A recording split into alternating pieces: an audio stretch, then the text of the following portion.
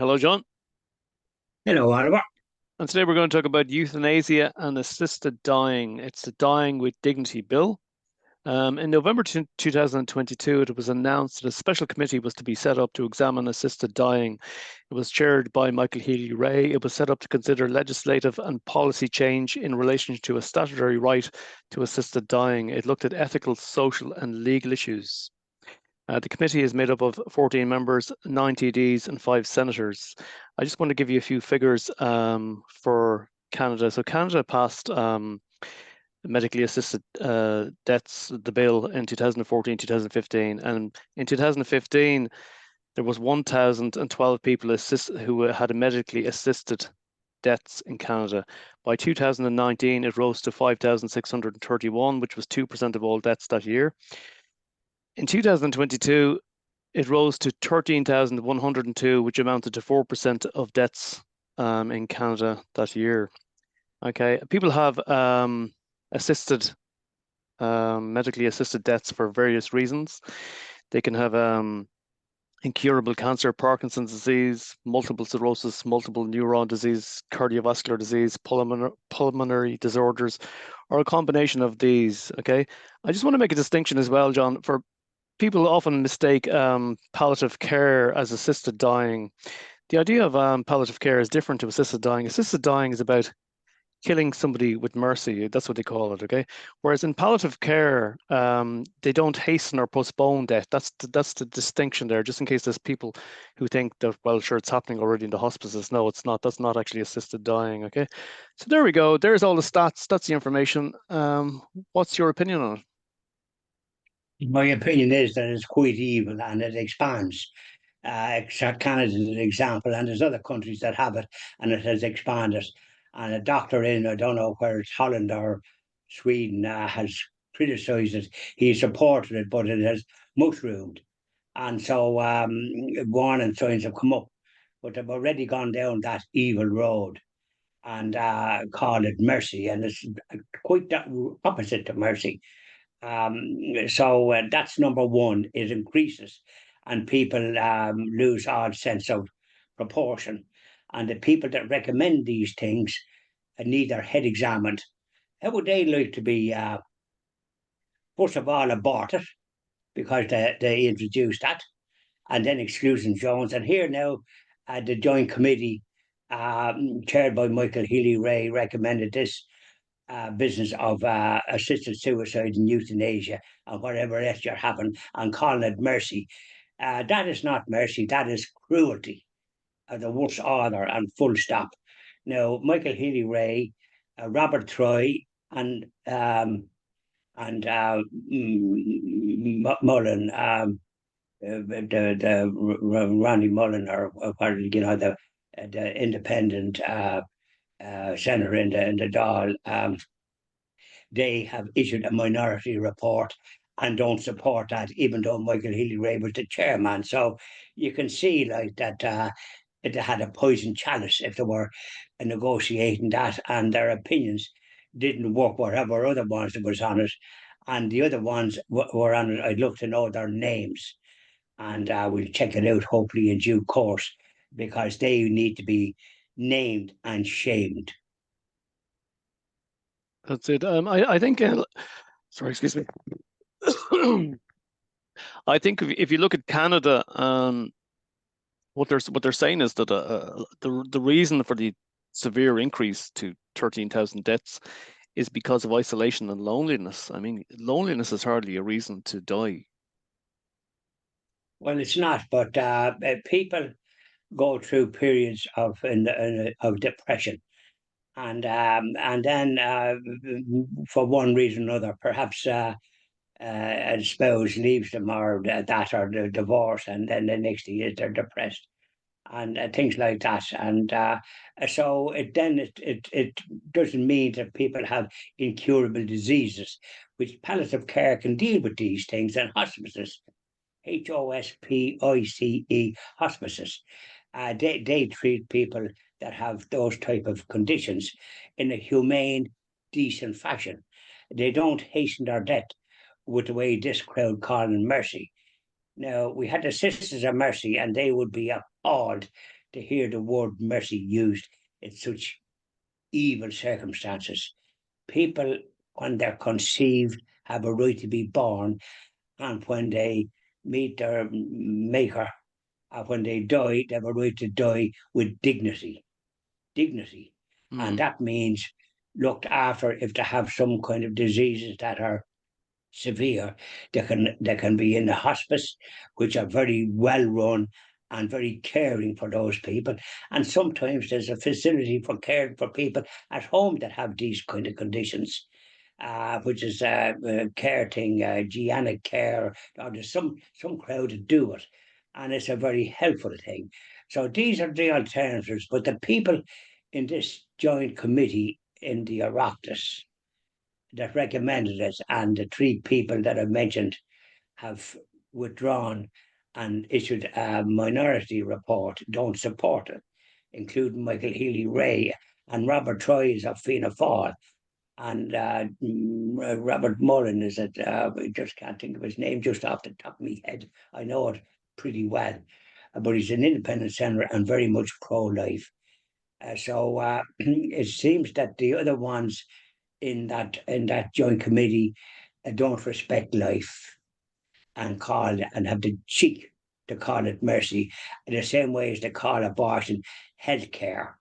I mean, and exclusion zones then so as they can carry on the business of that kind of thing. So the first thing is they shouldn't be able to be allowed to do that without a referendum.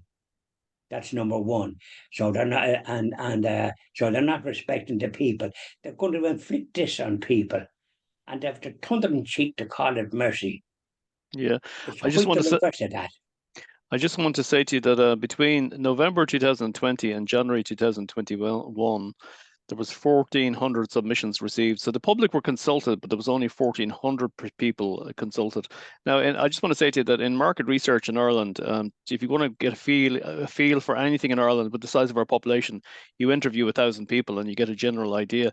So I assume that's why they picked the figure of 1,400 submissions received. So they had some kind of consultation, but really it's such a serious issue, I suppose, that they should have had a referendum. I think so. It's a serious issue, the same as the business of what they were trying to do to interfere with families and denigrate mothers, which are a great gift to mankind. We wouldn't be here only for them, full stop. And we won't have any of that kind of cardiology, even though the whole um, business of the politicians from all shades supported it. Now, we presume that the ones that support this euthanasia and assisted suicide and whatever you're calling yourself, don't forget they already have gender evil on young people. And 200 of them poor unfortunates were in the Tavistock Institute in London, underwent this business of changing with their biological sex. And that place has been closed down. We did a video about it before, and this is a kind of evil. And then to have that, and then to have the destruction of the innocence of children with the LBGT agenda in schools and teaching children that they can be this, that, or the other. So they're going down a terrible road, and they don't seem to understand that Irish people don't support such evil. We respect life from conception to natural death, and that includes people that have illnesses or wherever, depression or wherever they're suffering from. Help is what they need, and people have diseases of one kind or another that is fairly severe. They can get help to relieve that in hospices and sometimes with home care that are able to give them something to ease that pain. So these are all the solutions. But this crowd doesn't seem to examine that kind of thing. Yeah, I just want to go back to Canada for a second, okay? Because I did read an article and they were saying that one of the reasons and the increases is that people feel lonely and isolated. And again, as I said, like, it doesn't seem like a good and fair option to give somebody killing them mercy with mercy just because they're lonely or depressed. But one thing I will say as well is that I have known a psychiatrist who died in the last 2 years. She was from Russia and she was 86 years old, but she became a good friend of mine. And she did say to me, I asked her one day, I said to her, Galina, what is the most dangerous condition in psychiatry? And I thought she would say, oh, schizophrenia. We all think schizophrenia, you know. But she said no. And I said, what is it? And she says, well, there's two, she says. There's one, the first one you worry about most is the addict. Okay. The addict, What? the Addict. addiction, somebody who's addicted to drugs. She says, and the reason for that Yeah, is because the addict can be here today and gone tomorrow. And you know, the thing about them is that um, they can be in good form today and they can be full of optimism. They're going to give up the drugs, and before you know it, they've accidentally taken an overdose the next day and they're gone. She says, but I suppose she says, from a psychiatric point of view, the person most difficult to treat, she says, and the person you worry about most is the depressed person. She said the depressed person, you know, not only can they kill themselves, they can kill their entire family. She said to me, and it was shocking when she said that to me, you know, because there was a guy in an airplane flying. This is a couple of years ago now. She told me this story. But there was a guy within a week of her telling me that story. There was a pilot who was depressed who flew a plane full of passengers into a mountain, and I thought of her straight away what she that's said. right. A subsidiary of Lufthansa, a German individual, Yeah, and the captain had gone to the toilet or something, and this fella then had the door locked, so the captain couldn't get in to deal with the situation because the door was locked. I think they have changed that system in some way because part of that reason was to stop terrorists coming in because they were at the same racket. So uh, between one thing and another, you don't know what's ahead. But the business that the fellow that crashed the plane was absolutely, and the doctors apparently were under criticism because of disrespect for a patient. You can carry it too far. In that case, this fellow suffered from depression, and instead of just killing himself, if that's what he wanted to do, he killed a whole group of innocent people. So that's the danger with those type of conditions. And if a doctor knows about it, he has to inform, especially if the authorities, and by way they should be taken into an institution where they can be treated. And a good few people have to sort of indicate that the person is all right because they can give the impression they're all right and they mightn't be. So it's a very peculiar situation. So, but the, by but the and point, large, the people that have illnesses should be treated with palliative care.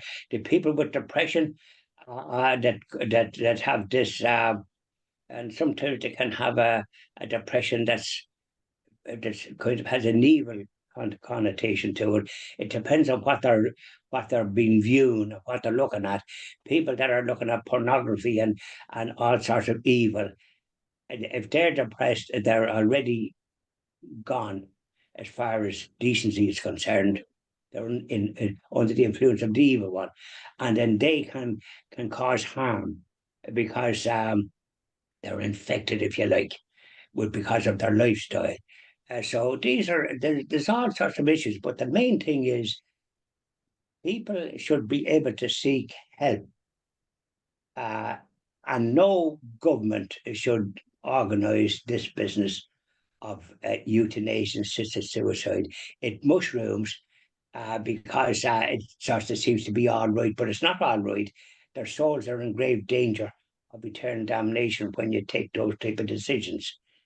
You were born with a purpose, and you've got to try and meet that purpose and do good as if you can. But people do bad, and that's where the problem is. So this business of people that are in the government or in TDs or whatever you call them, members of parliament that support such codology or such evil. I think they'd have to be. I want to know. We hope we find out who they are that support such evil. You save people. You don't kill them and call it mercy.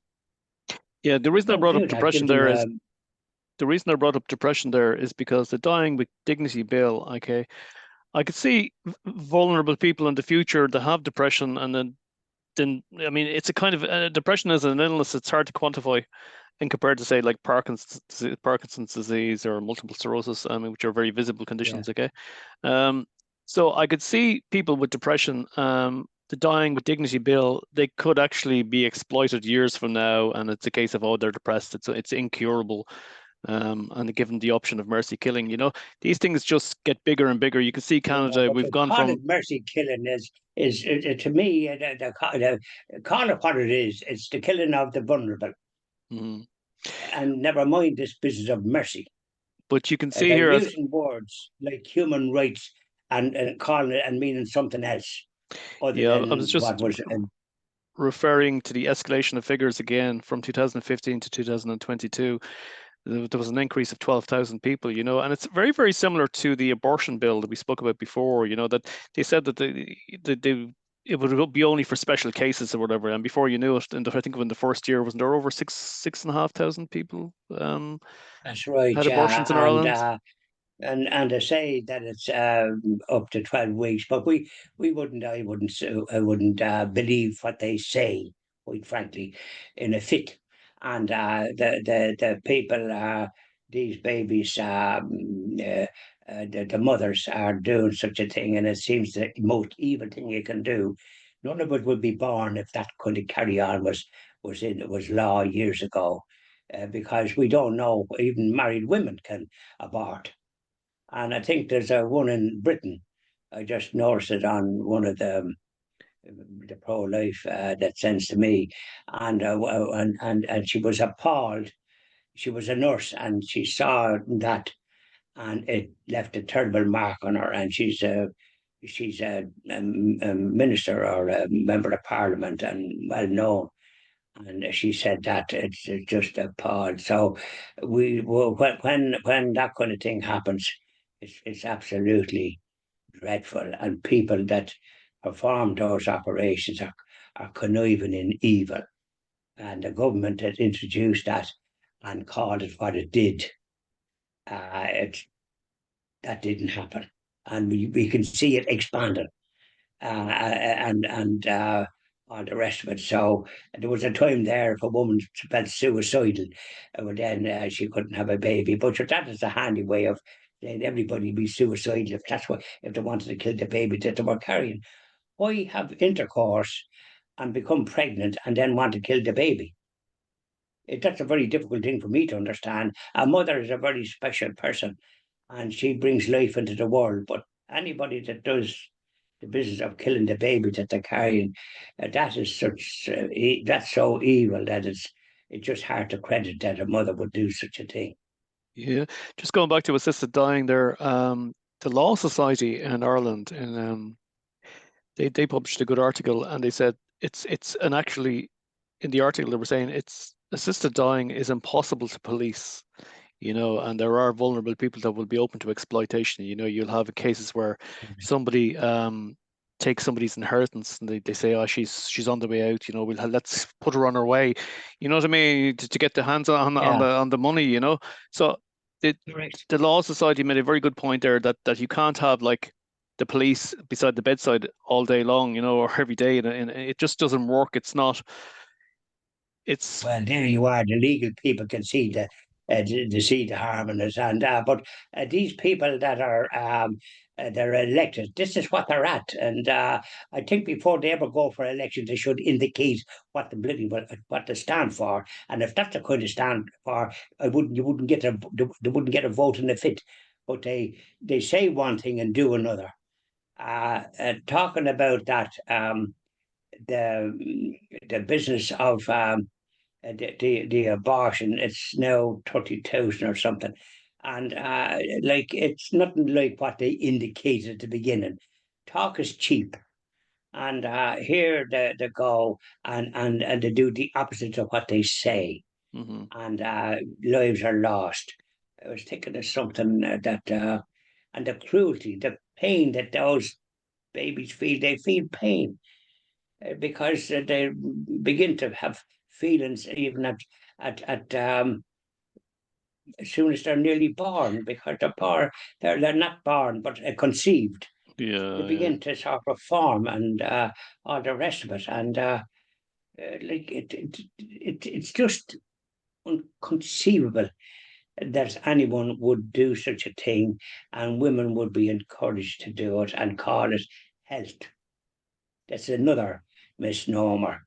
You can't do things like that, Oliver. And we have stood foursquare on these issues for many a year. And now that it's going this way with this Oireachtas committee, and we had the Women's Council supporting a yes vote, women a quango. In other words, getting money from the government, and of course, jump. And how high do you want me to jump? They're in the pocket of the government, and if they're that way inclined, they support it. They're all handpicked. And you said there was a consultation with 1,000 people. You don't. That's a cod. They could have been It does. specially It does chosen. sound like a You cop know, out. It sounds like the well, it's a citizens' cop out, assembly and all that nonsense. and we don't support it. And I hope people will make their voices heard and perhaps march on this miserable um, crowd of people in the government. Don't forget the same type of people in the council voted for that monstrosity in O'Connell Street. That kind of craziest looking yoke you ever saw. It's like if you had a nightmare and you woke up and you saw that. The spire, is You it? get me drift. Uh, uh, That spire thing. yeah. Instead of having concrete that we have plenty of it in this country, and putting a restaurant and a lift up and having it as a kind of a tourist attraction and something for the people as well, that they could dine up there. Instead of that, they voted despite that some fella in Britain suffering from some kind of mental disorder, to my way of thinking. Anybody that would support a thing like that needs their head examined. And the people in the corporation elected by the people voted for it. Mm. You get what I you're think doing. But so I wouldn't trust them to vote for Anthem. Put it to the people. now the thing about it is, I think what the problem we have with the present government, and we've had it now for a number of years, is that the cabinet that they have is very immature. It's full of fairly young people, and it's full of teenage idealism. And that's, yeah, I mean, when you see like Charlie Flanagan, when you see Richard Bruton not part of the cabinet, that's a bad sign. These are people who are really, really qualified, mature people, full of wisdom. Okay, they should be part of every cabinet. They should be a decent. When you look at the ages of cabinet, it should be balanced. You should have a mixture of, the older ones and the younger ones. Unfortunately, the cabinet doesn't have that, and as I say, it's full of idealism. Well, you see, idealism is a good thing, but not the kind of thing that they have. I don't call that. I call that some kind of a diabolical influence. That's not idealism. Idealism is for good. Yeah. That's the meaning of the word idealism, Oliver. Not that nonsense that they're coming out with, and that the same crowd that voted for the spike, Yeah. because there was other proposals, and it didn't include the spike, but they picked that, and apparently they have to clean it or do something because it'll go rusty, Hmm. and then it'll even be worse.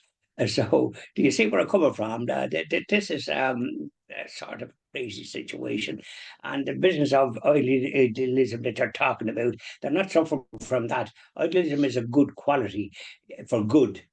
That's the meaning of idealism, not for what they're doing.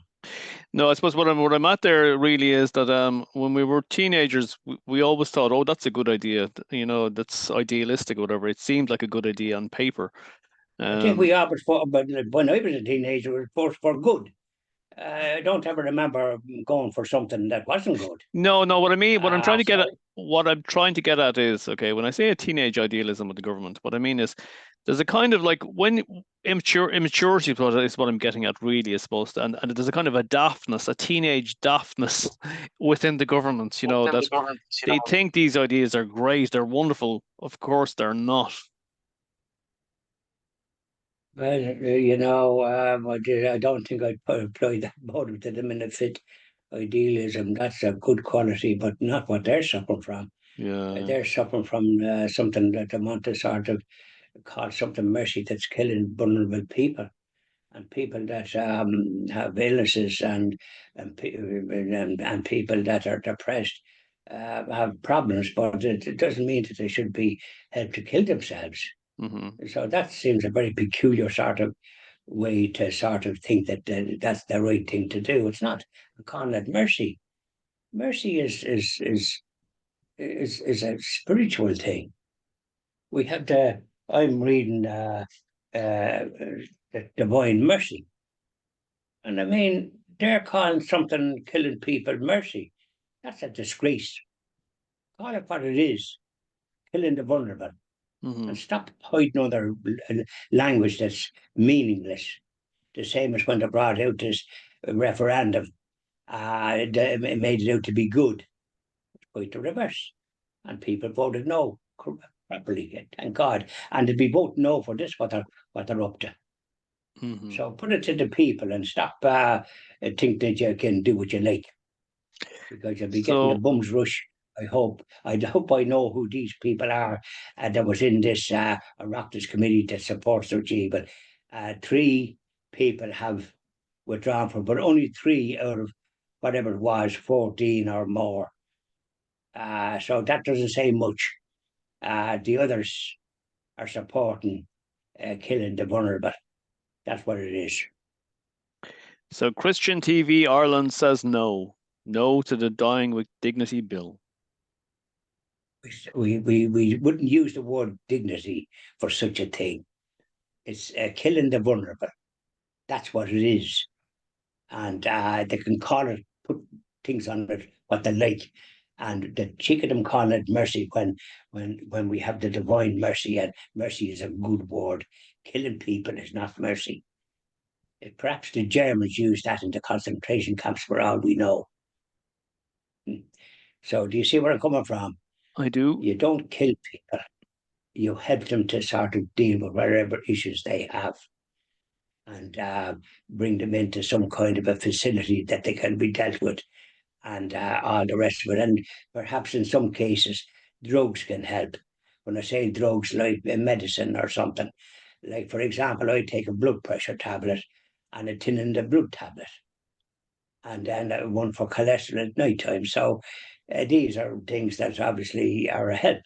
If you have, as you get on, you do have these issues and that, and blood pressure and that, and depending on what you might have. So these are things to ease the thing in that, So the same with anything else. And a person that's depressed should be able to have some kind of a system that they could have some kind of a tablet or something to help them to deal with it if it's a kind of a permanent type of depression that they suffer from.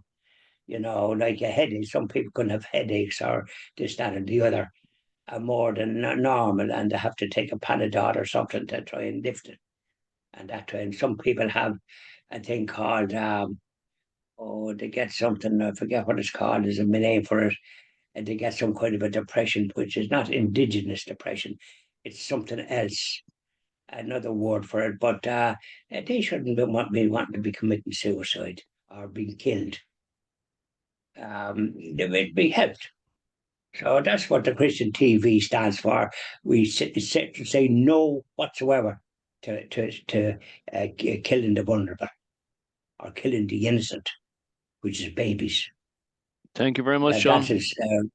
Yeah, thanks very much, Oliver. Thank you. Bye now.